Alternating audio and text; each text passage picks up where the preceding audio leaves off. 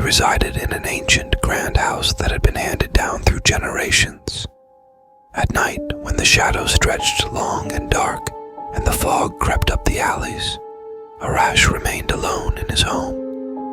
One chilly night, as a cold wind began to whistle through the half-open windows and distant moans could be heard, a sudden knocking rattled the door. Knock, knock, knock. It sounded as if someone was insistently knocking. Arash, with his heart pounding, approached the door. He turned the knob and opened it, but there was no one there. Only the cold wind continued to blow, and the fallen autumn leaves danced on the ground. Feeling uneasy, Arash closed the door and returned to his bedroom. But upon entering, he witnessed an impossibility. A terrifying, unknown entity with glowing red eyes sat in the corner of the room. Its skin was moonlight white and shiny, and its limbs were unnaturally long and slender. Arash was unable to scream or move. The entity slowly approached him, each step echoing on the wooden floor like a whisper from ancient times. Arash realized this being was a spirit that had perished in this house very years ago. Rooted in fear, Arash locked eyes with the creature's glowing red gaze. An inner voice urged him to flee, but his legs were as heavy and immobile as stone. The creature spoke softly. "Do not fear, I will not harm you."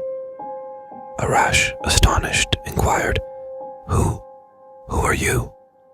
The entity responded, "I am a spirit who once lived in this house many years ago.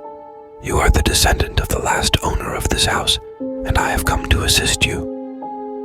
Arash, still half in disbelief, asked, "Assist me? With what?" The spirit explained, "This house and your family are cursed. I wish to break the curse, but I require your help."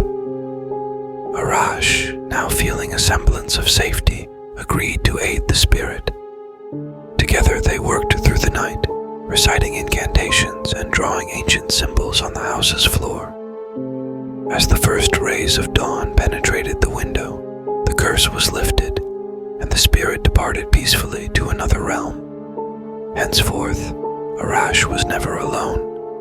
He felt the spirit's protection, and his home became a haven of warmth and security. He honored his family's legacy and proudly upheld their name. Thus, Arash learned that sometimes, even in the darkest of times, hope and assistance can be found in the most unexpected places.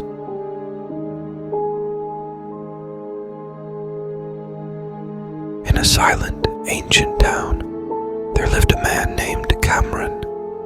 His refuge was an old, grand house with walls made of cold stones. It had been 2 years since the death of his wife, and he spent every night alone, in silence. One night, while Cameron was having dinner, he heard strange noises coming from the upstairs. It sounded like footsteps, as if someone was walking around. Curiosity led him to ascend to the upper floor to investigate the source of the sounds. With each step he took, the beating of his heart echoed in his ears.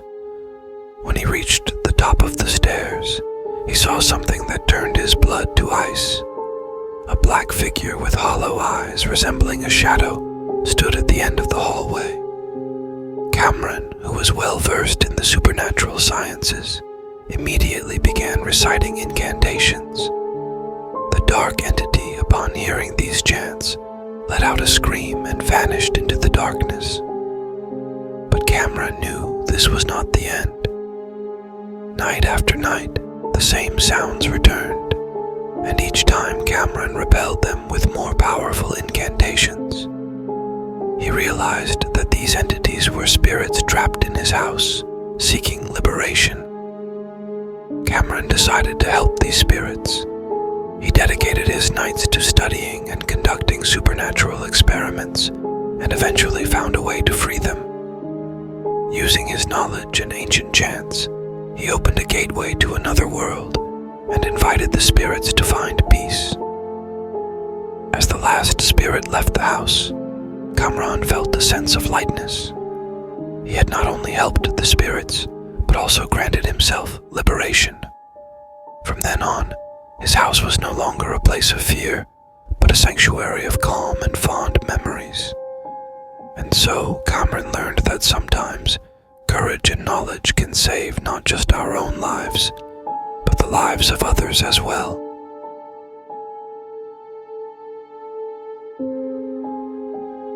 On the outskirts of a city where nights passed in silence, there lived a 24-year-old boy named Sohrab. His family had gone on a vacation for 3 days, leaving him alone in an old, secluded house, a house that always seemed to stir rumors among the neighbors with its strange noises. One of those nights, as Sohrab sat in the living room reading a book, he heard unusual and unsettling laughter coming from the basement. The sounds grew louder and clearer with each passing moment. Initially, Sohrab thought the noises might be a figment of his imagination, but a shiver ran down his spine, and curiosity drew him toward the basement stairs. With hesitant steps and trembling hands, he moved towards the basement. The light from his flashlight twisted through the darkness, casting shadows on the walls that seemed to come alive. Upon reaching the basement, he was met with a horrifying sight. A woman with long hair and a bloodied face, her black and deep eyes that seemed to stare into his soul, stood in a corner. With a voice quivering from fear, Sohrab asked, Who are you?" The woman, with a mysterious smile and a voice that echoed through the basement, answered, "I am the spirit of a diabolical witch who has come to take over this house." Sohrab, now overwhelmed with fear and terror, ran upstairs without a second thought and fled out of the house's exit door. He spent the entire night in a nearby park, where the light from the lamps and the gentle sound of water couldn't erase the memory of that dreadful face from his mind. When his family returned, Sohrab recounted the terrifying night.